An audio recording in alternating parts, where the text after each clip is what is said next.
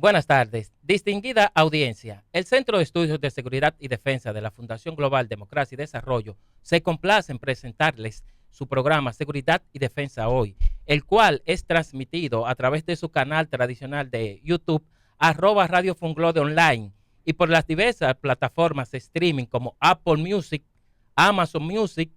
También nos pueden ver y escuchar en vivo a través de TuneIn, al igual que Spotify, y a nivel de televisión a través del canal 80 de Claro y Altiz. Distinguidos colegas, Jorge Corporán, Joaquín Ferreras, buenas tardes, ¿cómo se sienten? Muy buenas tardes, William, nos sentimos muy bien y más que somos el único centro de seguridad y defensa del país, eso es importante decirlo, y el único que maneja estadísticas claras. A nosotros no nos engaña nadie, nosotros tenemos estadística clara de lo que es la seguridad y defensa de la República Dominicana. Estamos acá para darles las informaciones como cada semana. Joaquín. Excelente. Bueno, le doy muchas gracias a mis compañeros y justamente eso, no engaña a nadie porque nosotros tenemos la información de primera mano. Entramos con la efeméride, como siempre acostumbramos. Por favor. En 1929 nace en la capital dominicana el niño Ramfis Trujillo Martínez, hijo mayor del veterano Rafael Trujillo, que ya ustedes saben que fue el mandatario. Sí, ustedes saben que él nació en el proceso antes de él asumir. Sí. Qué casualidad. También en 1965 es firmada la acta en Santo Domingo, mediando el ceasefire entre bandas enfrentadas durante la guerra civil. Importante ese acto aquí redactado en Santo Domingo. Y en 1845, mediante el decreto número 39, se establece que un ministro o secretario de Estado dirija el ejército de tierra, Armada Nacional y la guerra cívica. Entonces, esos son los efemérides del día de hoy. Continuamos, Jorge, para presentar Bueno, luego de las efemérides, en el día de hoy, bueno, tenemos un invitado de lujo, señores. Tenemos al licenciado Felipe Cuello, quien es catedrático de Políticas Públicas de la Universidad Pontificia Santo Domingo. Se desempeñó tanto en las campañas de Trump como en el equipo de transición 2016-2017, en un papel sustantivo en política exterior. Su servicio anterior incluye el Grupo de Expertos Internos de las Naciones Unidas, la Organización Marítima Internacional, y también tenemos que en el día de hoy viene a hablar sobre las elecciones europeas de 2024 y los resultados del Parlamento Europeo. Muy bienvenido el señor licenciado Felipe Cuello a este programa Seguridad y Defensa Hoy. ¿Cómo se siente? Muchas gracias. Un aplauso. Vamos a recibirlo con un aplauso. Cómo se lo agradezco, ¿no? Y ahí, más que ninguna de esas, mi calidad para hablar sobre este tema es haber sido también funcionario dentro del Parlamento Europeo, asistiendo un parlamentario británico, quien ya no tiene asiento ese país en ese parlamento por haber ejecutado la política del Brexit, la cual fue referendada y ratificada por su Parlamento Nacional.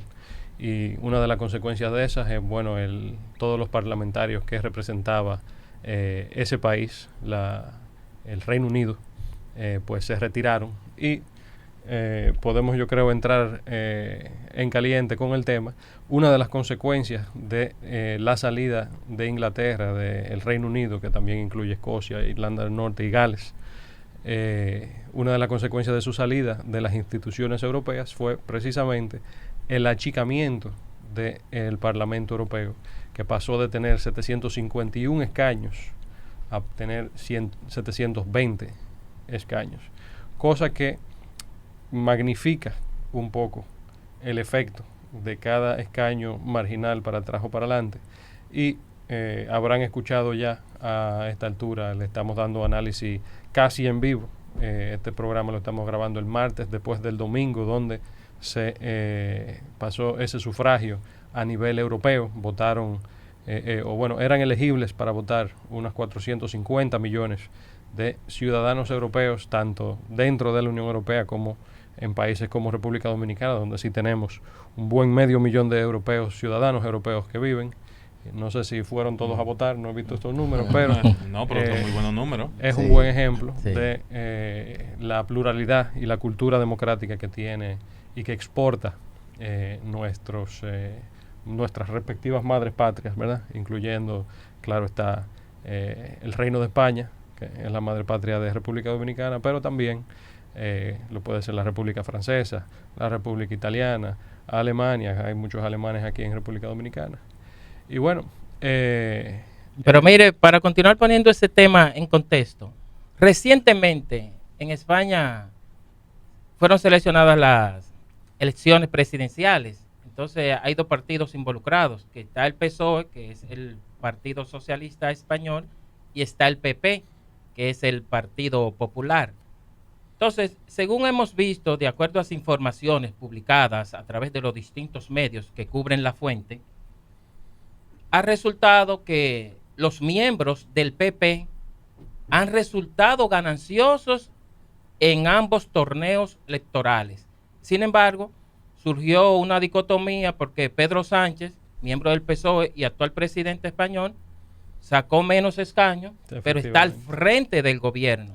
Es bueno entonces que usted nos explique para nosotros poder entender, y también la audiencia, y que se edifique qué es lo que ha pasado con realidad. Claro, entonces en ese sistema parlamentario, que es también la normativa regente dentro del Parlamento Europeo, uno tiene que buscar una mayoría para formar gobierno. Entonces, bien usted dice correctamente que Pedro Sánchez y su Partido Socialista de Obreros Españoles sacaron menos escaños que el Partido Popular Español, pero fueron capaces de conformar un gobierno con los votos de partidos minoritarios que le daba suficiente matemáticamente una mayoría simple para, en este caso, Pedro Sánchez repetir como presidente del gobierno. En las elecciones ahora europeas, España es un país, es un caso muy interesante porque conceptualiza un poco la narrativa que ha ido pasando. El PSOE y el PP son ambos de las familias europeas, de los partidos sombrillas internacionales. En el caso del PP, el Partido Popular Europeo, que viene siendo el centro derecha, y también el Partido Socialista y Demócrata, que es el rojo, digamos, centro izquierda, del cual también es miembro en España el PSOE. Pasó de nuevo lo que usted acaba de mencionar.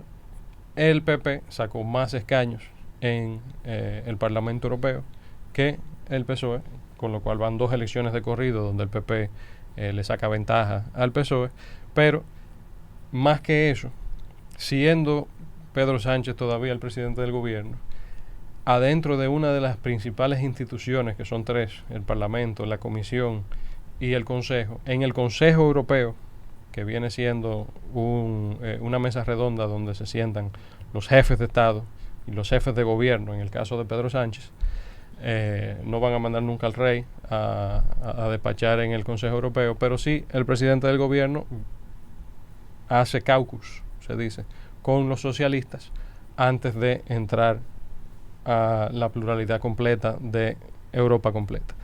¿Qué pasa?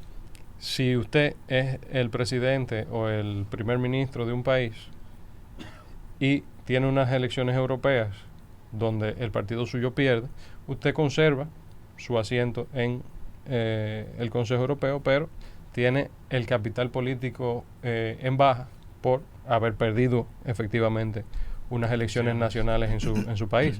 Ese es el caso en Alemania de Olaf Scholz, quien es el canciller de la Bundesrepublik de Alemania, también del Partido Socialista, pero pierde de el Cristiano Demócrata, la Unión Cristiano Demócrata y la Unión Cristiano Social de Baviera, quienes son también miembros aliados del Partido Popular Español en el Partido Popular Europeo, quienes sacaron la mayor cantidad de escaños en un partido donde gobiernan los socialistas. Y de hecho, en Alemania fue donde el Partido Socialista Europeo perdió más escaños, y ahí se va viendo un poco el efecto desmenuzado de ese efecto grande a nivel federal europeo que vimos, vamos a decir, en las noticias, con ese alarmismo de que la izquierda está perdiendo poder. Y usted sabe, ahí de una vez meten el protocolo, se está volviendo el fascismo, pero hay que ver los números con la cabeza fría y decir, bueno, El otro gran partido que perdió muchos escaños a nivel europeo fueron los Verdes. Los Verdes, quien en 2019, las últimas ediciones de estas 27 elecciones simultáneas en toda Europa, 27 por los 27 países que hay que conforman tanto el Consejo Europeo como el Parlamento Europeo, los Verdes perdieron 22 escaños. En el 2019, el gran cuento, uno de los top line de las elecciones del 2019 fue que le fue súper bien a los Verdes y que por ende había que negociar con ellos. Y usted se habrá dado cuenta en los últimos 5 años, la política europea, tanto aquí en República Dominicana con los fondos de cooperación, como en el resto del mundo, en la misma Europa, el tema verde ha sido muy prioritario. Hay que ver si pueden mantener ese impulso político de políticas públicas con la menor cantidad de capital político que van a tener ahora dentro de el Parlamento Europeo. ¿Y esa reducción se vino por la salida del Reino Unido o fue una decisión que tomaron ya el Consejo General? Claro, esos son dos efectos complementarios, porque al tú reducir esos 31 escaños de 751 a 720, cada asiento que sí queda vale más de lo que valía antes. Claro. Entonces, cada asiento que se pierde o que se gana para un partido o para otro tiene un efecto sobredimensionado, por lo menos comparado con lo que era antes. Nadie te quita que 20 asientos sea mucho asiento como quiera. Claro. El otro gran perdedor, y seguimos en ese impulso de el jefe de un gobierno versus lo que refrendó su población en ese voto, Francia. El presidente Macron, quien es jefe de Estado, el jefe de gobierno es el primer ministro en Francia, pero Macron sí atiende las reuniones del Consejo Europeo.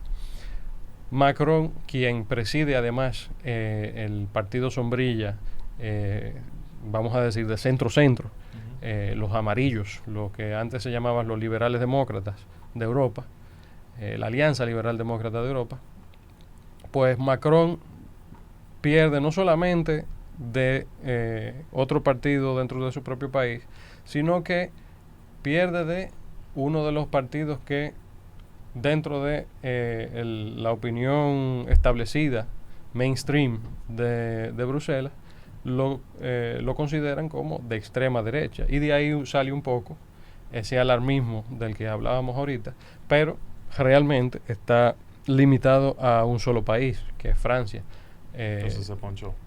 Bueno, si tú eres el presidente del centro y tu país, por lo menos 34%, 33% de los votantes franceses a nivel europeo dicen que no quieren centro, pues eso tiene que tener consecuencias políticas, y efectivamente la vergüenza fue suficiente para Macron para él inmediatamente convocar elecciones legislativas que vamos a ver ahora a finales de junio, el día 30 en Francia. Y bueno, tal vez podemos volver a analizar esos resultados. Sí, bueno, el Parlamento Europeo está constituido de 27.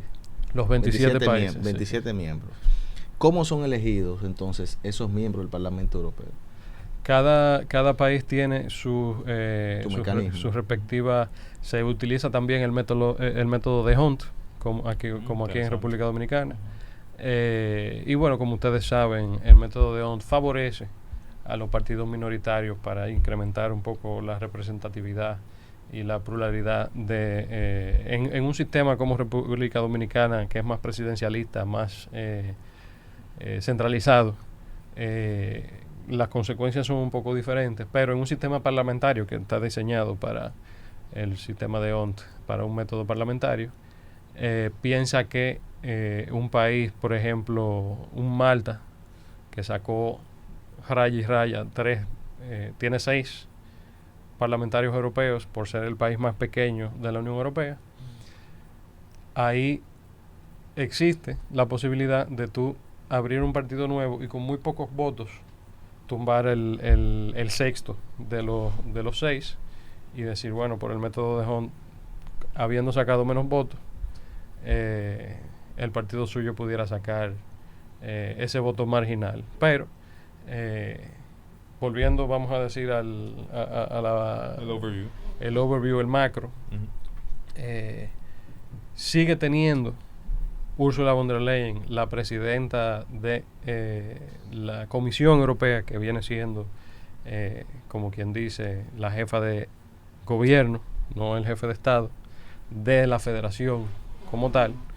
Ahí el comisionero, el presidente de la comisión tiene 27 comisioneros que son ministros, hay 27 como quien dice ministerios a nivel europeo, y ahora ella tiene que buscar una mayoría de 361 votos con los cuales asegurar su reelección también a finales de junio, cuando se va a reunir no en Bruselas sino en Estrasburgo, que es la verdadera sede del Parlamento Europeo, aunque también sesionan en el edificio en Bruselas, que era donde yo trabajaba. Hay que pensar que la primera vez que Ursula von der Leyen, alemana de el PP europeo a nivel alemán, que es el Christian Democratic Union, no lo vamos a decir en alemán para que lo entienda más gente.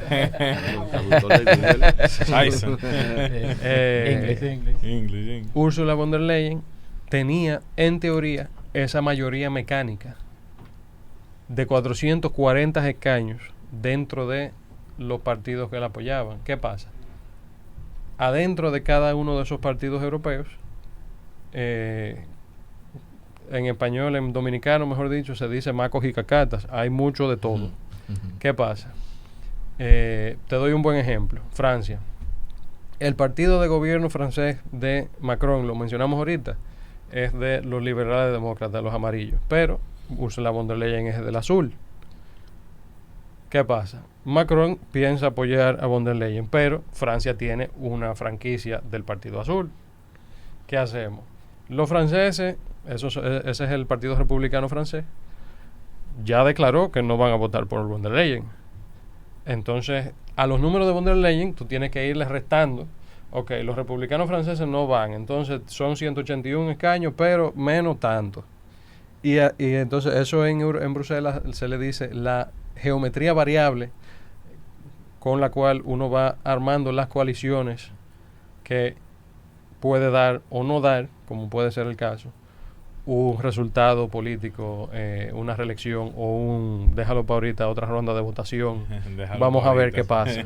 Mire, el tiempo en televisión es un tirano, como lo identifica la doctora Josefina Reynoso Chicón, directora del Centro de Estudios de Seguridad y Defensa, el CECEDE.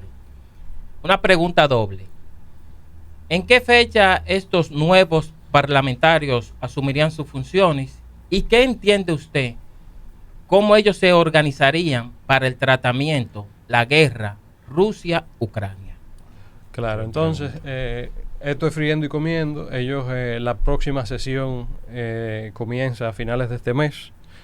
Y en parte, ahí tú tienes esa pala de doble filo, en el caso, por ejemplo, francés, que al tú tener unas elecciones tan próximas, tú no le das tiempo a esa nueva jerarquía política de instalarse bien y usar su escaño para hacer campaña dentro de Francia. Pero el Parlamento Europeo es una institución independiente, entonces ellos se juntarán en Estrasburgo a finales de junio y tendrán su primera sesión donde tienen que votar no solamente la presidente de la Unión Europea, de la Comisión Europea, perdón, sino también la presidente de el mismo Parlamento, que es una maltesa, Roberta Metsola. Yo la llegué a conocer, tremenda funcionaria, tremenda política, pero hay que ver si las circunstancias se le dan para que repita. El mandato de ella es de 2 años y medio.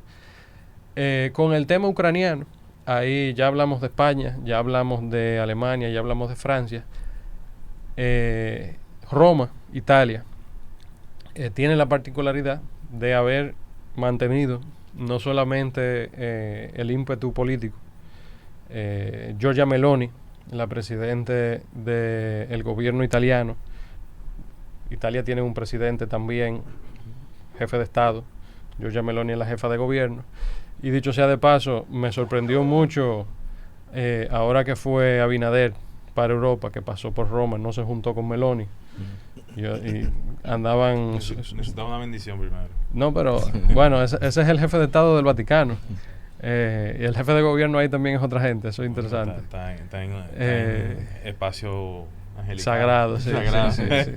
No, pero a mí me sorprendió mucho y lo menciono haciendo aquí este paréntesis porque a nivel europeo, que es que se decide si República Dominicana va a poder entrar, el ciudadano dominicano va a poder entrar a la zona Schengen sin visa, que es lo que se está proponiendo. A mí me sorprendió mucho que eso se haya hablado con el presidente del Estado italiano y no con la presidenta del gobierno, porque eso es un tema sustantivo. En todo caso, para las instancias europeas. Pero bueno, vamos con Ucrania. Meloni ha sorprendido, además de ser miembro del grupo europeo conservador y reformista, que si tú le preguntas a alguien en Bruselas, ellos te dicen que ellos son de extrema derecha. Ellos serían en Estados Unidos unos demócratas, vamos a decir, centristas. Pero en Europa son un poco más sensibles con el tema por razones históricas. Meloni ha sorprendido porque a pesar de que su partido, que sí tiene su raíz histórica en el movimiento social italiano, que fue el partido de Mussolini, Meloni ha sido muy consecuente con el atlanticismo. O sea, ha apoyado rajatablemente, incluso más que muchos que en teoría le tocaba ser más pro-ucranianos, pero siendo presidenta del gobierno italiano, consiguió también imponerse en la mayoría dentro de Italia a nivel de los escaños del Parlamento Europeo, a diferencia de Macron, a diferencia de Scholz, a diferencia de Pedro Sánchez. Entonces, esos son los 4 países más grandes de Europa en términos de escaños en el Parlamento Europeo, pero también en términos económicos, en términos militares, en todo los temas de sustancia que vienen al caso con un tema como por ejemplo Ucrania. Meloni, por más que uno quiera, es la que más empoderada está, a pesar de que en el Consejo Europeo ella es una de 2 jefes de Estado de el grupo conservador y reformista. Entonces hay que ver qué pasa. Ahí está la interrogante de el presidente de Hungría, Viktor Orbán, país relativamente pequeño. Orbán entra con 10 escaños ahora al Parlamento Europeo, pero Orbán es un jefe de Estado que sí tiene un voto en el Consejo Europeo.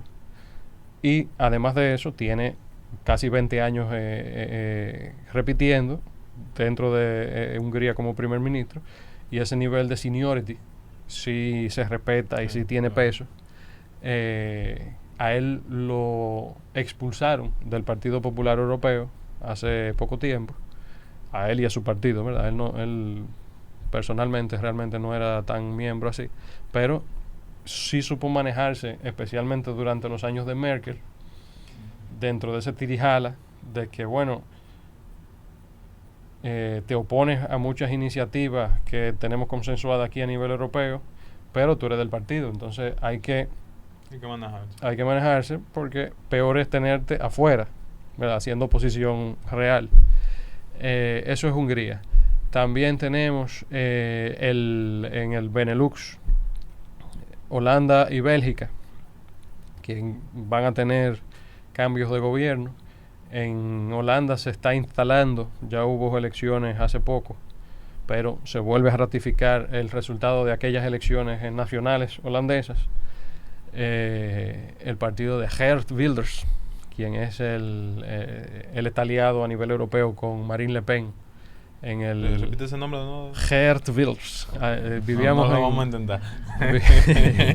Sí, el holandés es un idioma particular.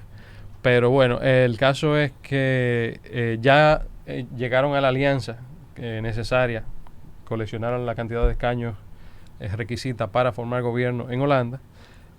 Hubo que vender un poco su alma, pero lo pudieron hacer. En Bélgica, este fin de semana, aprovecharon las elecciones europeas para tener elecciones nacionales, La estructura belga de gobierno es todo un tema. Ellos tienen un parlamento flamenco y un parlamento valón, que son los que hablan holandés y francés respectivamente. Ahí hay dos naciones fusionadas en un solo país, un solo territorio, un solo estado, hay que decir. Bruselas en sí tiene también 20 alcaldías, es un desorden, pero en Bélgica tú tienes el Parlamento valón, el Parlamento flamenco, el Parlamento belga, que las elecciones en cuestión era de esa, y además de eso el Parlamento Europeo, que tiene una de sus dos sedes en Bruselas. Donde mandan mucho, no manda nadie. Bueno, efectivamente, efectivamente. ¿Qué pasa? Una preguntita, antes de que siga abordando el tema, que está muy interesante.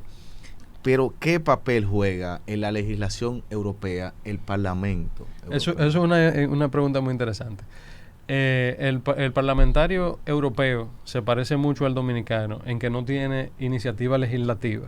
Entonces, en el caso dominicano... nosotros tenemos, constitucionalmente tenemos. Ahora constitucionalmente sí, exactamente. exactamente. Constitucionalmente el parlamentario europeo no tiene la facultad de decir, yo escribí esta ley, quiero que se vote. Ese poder no lo tiene. El dominicano sí lo tiene, pero no somete nada, por lo general. Pero bueno, eso es otro tema. En el Parlamento Europeo, usted tiene lo que se llama es un proceso de tres patas, que comienza, por lo regular, en la Comisión Europea. Ellos llevan a lo someten, lo presentan. Eso se llama el Coreper, okay. Que es estoy sacando de abajo aquí, yo me he tenido que acordar de cosas que hace mucho que no las usaba, pero efectivamente el Coreper, el comité de revisión parlamentaria, si mal no recuerdo, búsquenlo los que nos estén oyendo para corregirme. Usted tiene ahí un proceso de sufragio adentro del Parlamento Europeo y las comisiones, que es el proceso que ustedes conocerán del Congreso Dominicano, del Congreso Americano, de todos los congresos, que entonces después va para el Consejo Europeo y ahí los estados mismos dicen, ok, esto va a ser parte de la legislación europea. Okay. Pero efectivamente es una legislatura relativamente débil. Primero, en que no pueden proponer su propia legislación, y segundo, en que necesitan permiso de, por decirlo así, esa Cámara Alta que representa el Consejo Europeo de jefes de estados, de jefes de gobierno, mejor dicho, y también la Comisión Europea, que al final escribe la ley y la implementa, porque entonces, legislación europea... ¿Es infuncional ese consejo? Europa tiene la fama, la Unión Europea tiene la fama de que se crece ante las crisis. Eso es observable, eso no es un análisis mío, eso es, vamos a decir, un consenso afuera de aquí. Pero por volver al tema, por ejemplo, ucraniano, el tema de seguridad y defensa a nivel europeo era siempre muy débil, en parte porque por intereses de los mismos partidos decían, bueno, si yo me preocupo tanto por esto, voy a tener que gastar recursos que yo prefiero tener, en el caso europeo, en el estado de bienestar, en ayuda al desarrollo internacional, que los europeos son los que más gastan en eso. Hay una serie de condiciones específicas al tema europeo que se prestaba a un antimilitarismo a nivel cultural, a nivel histórico, a nivel, vamos a decir, incluso del control político interno de muchos de estos países. Europa queriéndose antimilitar. No, sí, bueno, efectivamente. Lo que pasa, mire, ahí entra algo que usted habló de la seguridad y la defensa. Compañero Joaquín, el turno es tuyo, pero discúlpame, lo que pasa es que para poner en contexto, entra ahí lo que se llama la OTAN, la Organización del Tratado del Atlántico Norte. Entonces, con esta nueva configuración, ¿cómo estaríamos refiriéndonos a la OTAN? ¿Se debilita o se fortalece? Porque recientemente entró Finlandia Efectivamente. Entró otro país también por Suecia, ahí. sí. Entonces, ¿cómo lo vinculamos? Discúlpame, Bueno, Joaquín, está hermano. bien, no, esa fue una pregunta. Yo quiero escuchar eso. La OTAN efectivamente también tiene sede en Bruselas. La sede política, por lo menos, la Asamblea Parlamentaria de la OTAN, todas están en Bruselas. El headquarters militar está no muy lejos, en el mismo Bélgica, en un pueblecito que se llama Mons, que ahí está todo un edificiazo. Lo inauguraron cuando Trump era presidente.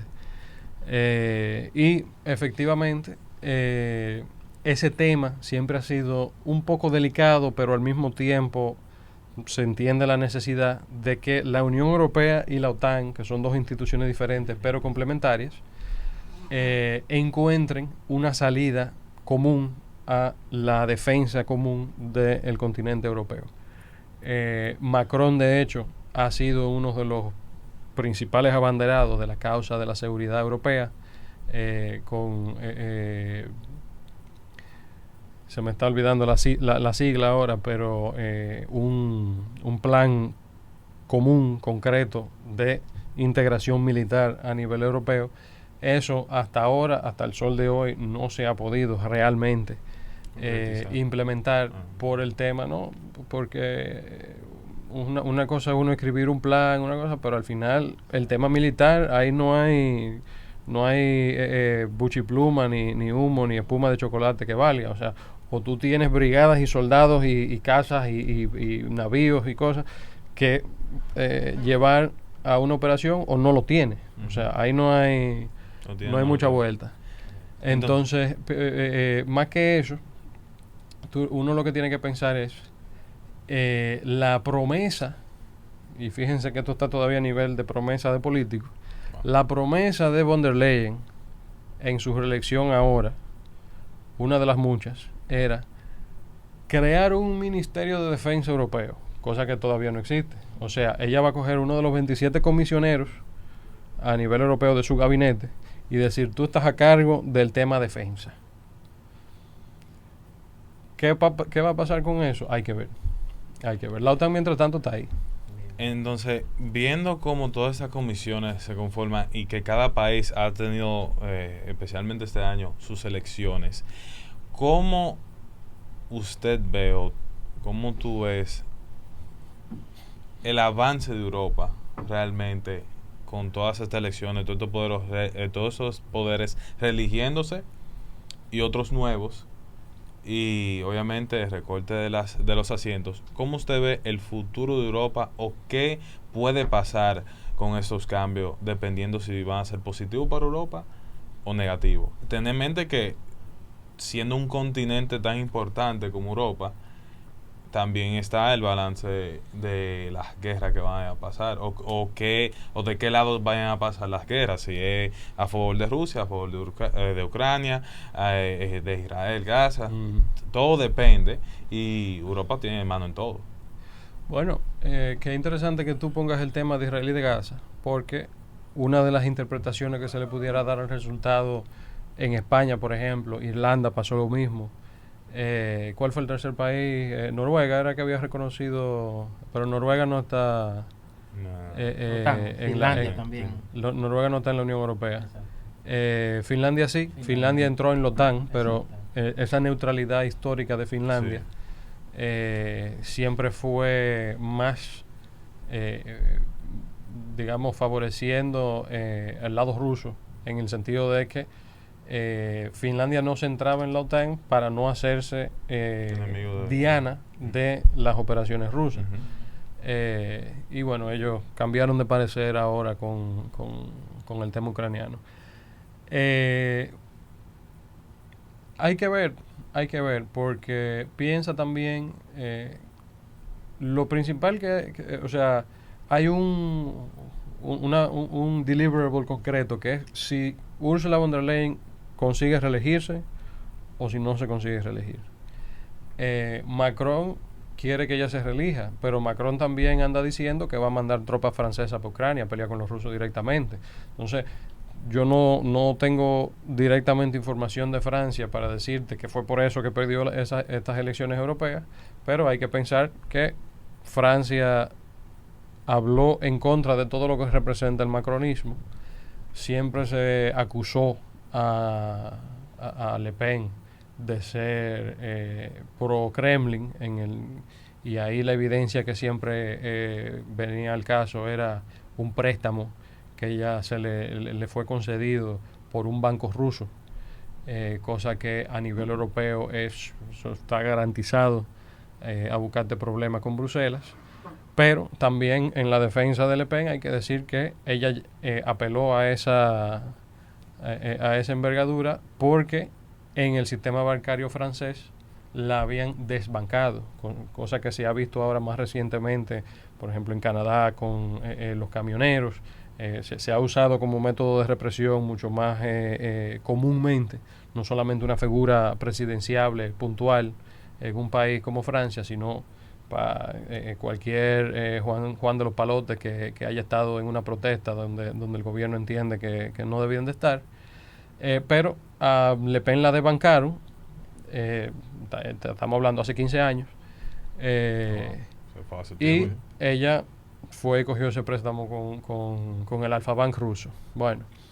¿Qué va a pasar ahora? Que una de las fracciones políticas, y hay que decirlo, la fracción individual de todos los países, el partido con más escaños individualmente sin alianza, es el partido de Marine Le Pen, que se llama el Rassemblement National. El Rassemblement National, partido contra partido, a nivel nacional, tiene más escaños en el Parlamento Europeo que ningún otro partido. El segundo partido con más escaños a nivel nacional en el Parlamento Europeo es el de Ursula von der Leyen. Pero el partido aliado con más escaños es el de Ursula von der Leyen, y los que están a la derecha de esos partidos, que son los conservadores y reformistas, y el partido de Le Pen, que se llama Identidad y Democracia, juntos no conforman un bloque más grande que el de el Partido Popular Europeo.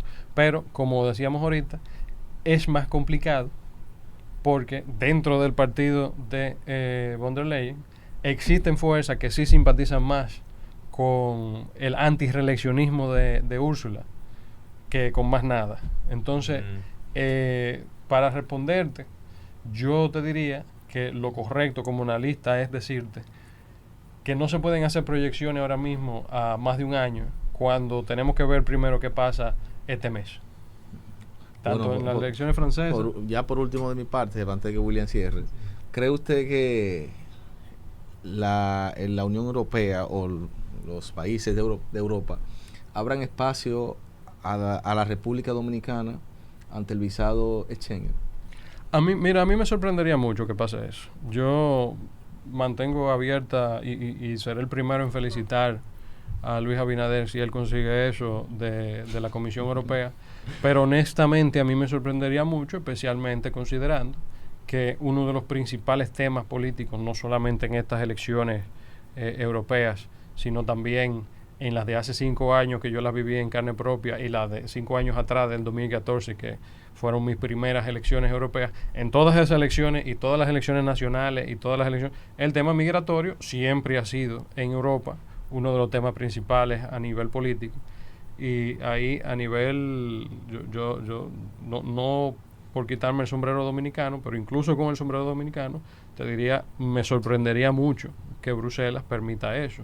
Ahora, si lo consiguen, un aplauso. Pero yo sí, una asesoría gratis aquí a Palacio, eso usted tiene que hablarlo, no es con el presidente del Estado italiano, sino con Meloni, que sí puede llevar esa prioridad al Consejo Europeo. Eso usted tiene que hablarlo con el próximo presidente del Consejo Europeo, que no se sabe quién va a ser, esa silla está vacante, el que está saliendo de ahí no se quiere reelegir.